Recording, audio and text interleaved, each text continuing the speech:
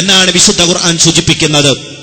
യുദ്ധങ്ങളിലും അക്രമങ്ങളിലും അധർമ്മങ്ങളിലും കഴിഞ്ഞുകൂടിയ ഒരു ജനത, ഉമ്മയെയും പെങ്ങളെയും തിരിച്ചറിയാത്ത ഒരു സമൂഹം, ഒരൊട്ടകം മറ്റൊരുത്തന്റെ വേലി ചാടിക്കടന്നു എന്നതിന്റെ പേരിൽ 10-40 വർഷത്തോളം യുദ്ധം ചെയ്ത യുദ്ധക്കൊതിയന്മാര്, ധർമ്മമെന്തെന്നറിയാത്ത ഈ ജനവിഭാഗത്തെയാണ് ലോകത്തിന്റെ പ്രവാചകൻ വിശുദ്ധ ഖുർആൻ പാരായണം ചെയ്തുകൊണ്ട് അതിനനുസരിച്ചുള്ള ജീവിതം നയിച്ചുകൊണ്ട് ഏറ്റവും വെളിച്ചമുള്ള ഒരു പാതയിലേക്ക് വഴി നടത്തിയത്.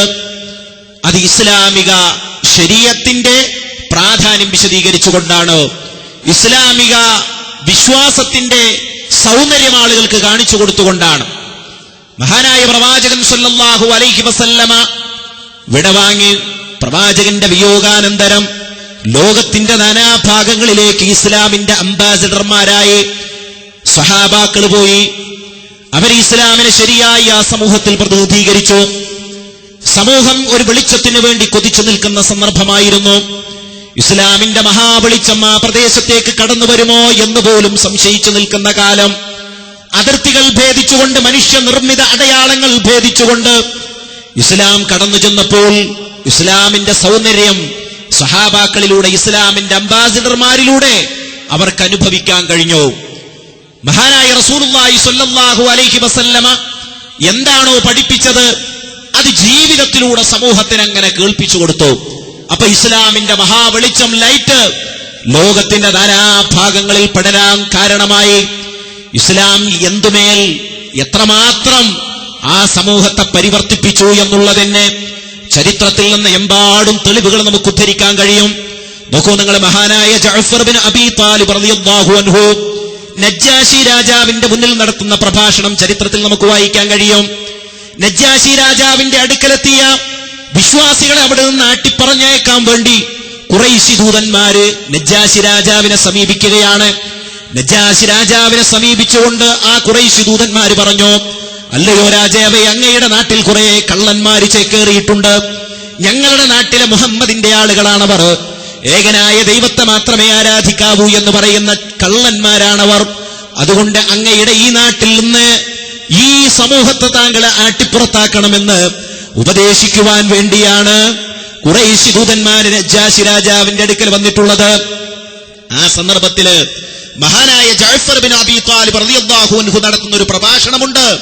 അദ്ദേഹം പറഞ്ഞു, കുന്നാ നഅ്ബുദുൽ അസ്നാം, കുന്നാ നഅ്ബുദുൽ അസ്നാം.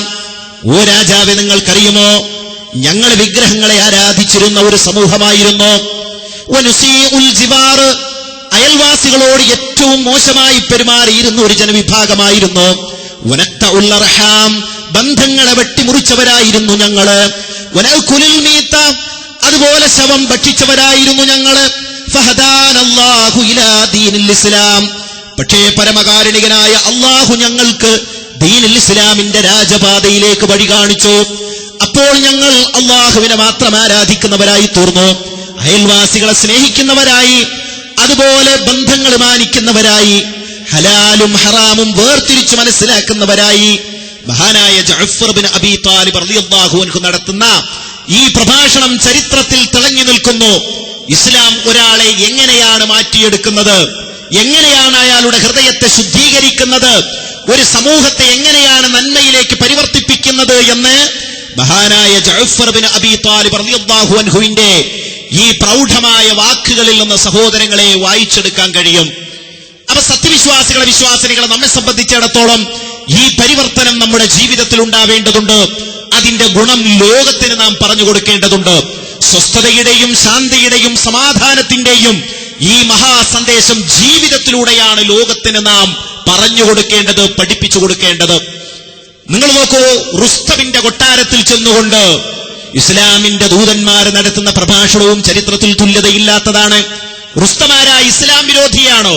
ഇസ്ലാമിന്റെ വ്യാപനത്തിന് തടയിടാൻ, ഇസ്ലാമിന്റെ പടർച്ചയ്ക്ക് തടയിടാൻ എന്തെല്ലാം മാർഗങ്ങളുണ്ടോ, എന്തെല്ലാം തടസ്സങ്ങൾ നിർമ്മിക്കാൻ കഴിയുമോ അത്തരം തടസ്സങ്ങളെല്ലാം നിർമ്മിക്കുകയും ഇസ്ലാമിനെ തുരത്താൻ വേണ്ടി ഗൂഢാലോചന നടത്തുകയും ചെയ്യുന്ന റുസ്തമിന്റെ കൊട്ടാരത്തിൽ ധൈര്യസമേതം ലോകത്തിന്റെ പ്രവാചകന്റെ ദൂതന്മാർ കടന്നു ചെന്നുകൊണ്ട് പറയുന്ന വാക്കുകൾ ചരിത്രത്തിൽ തിളങ്ങി നിൽക്കുന്നു.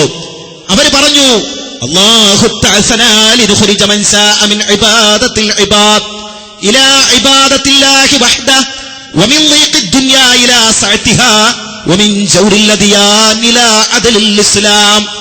അല്ലാഹു ഞങ്ങളെ നിയോഗിച്ചിരിക്കുന്നത് അല്ലാഹു തഅസനാ ലിനുഖ്രിജ മൻ ശാഅ മിൻ ഇബാദത്തിൽ ഇബാദ്, മനുഷ്യരെ ആരാധിക്കുന്ന അല്ലാഹുവിന്റെ അടിമകളെ ആരാധിക്കുന്ന ആളുകളെ അതിൽ നിന്ന് വിമോചിപ്പിച്ചുകൊണ്ട് പരമകാരുണികനായ റബ്ബിനെ മാത്രം ആരാധിക്കുന്നതിലേക്ക് കൈപിടിച്ചുയർത്താനാണ് ഞങ്ങൾ നിയോഗിക്കപ്പെട്ടിരിക്കുന്നത്.